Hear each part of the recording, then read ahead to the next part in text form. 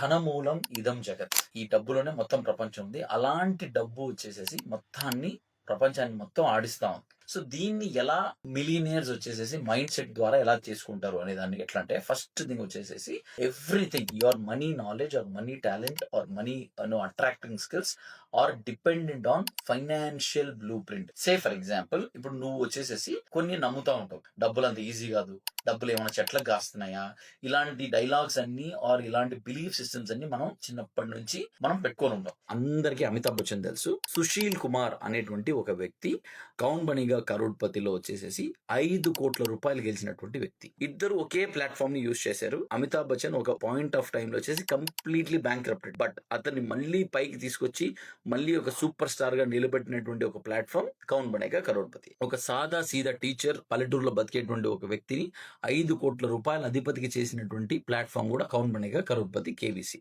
Down the line ఒక 2 to 3 years లో ఈ సుశీల్ కుమార్ అనేటువంటి వ్యక్తి మళ్ళీ బ్యాంక్రప్ట్ అయ్యి ఇప్పుడు కరెంట్ సిచ్యుయేషన్ లో ఏంటంటే is working as a teacher. అతను సంపాదించినటువంటి 5 crores వచ్చేసేసి విదిన్ 2 to 3 years లో మొత్తం కంప్లీట్ గా పోయింది. సో ఒక ప్లాట్ఫామ్ ని యూజ్ చేసి అమితాబ్ బచ్చన్ నెక్స్ట్ లెవెల్కి వెళ్తే, అదే ప్లాట్ఫామ్ ని యూజ్ చేసినటువంటి సుశీల్ కుమార్ వచ్చేసేసి కంప్లీట్లీ మళ్ళీ బ్యాంక్రప్ట్ అయ్యాడు. నీ మైండ్ లో వచ్చేసేసి you have that particular money అనేది నీ యొక్క బ్లూ ప్రింట్ లో ఉండేటువంటి ఒక విషయం. These financial belief systems are completely reversible with proper awareness.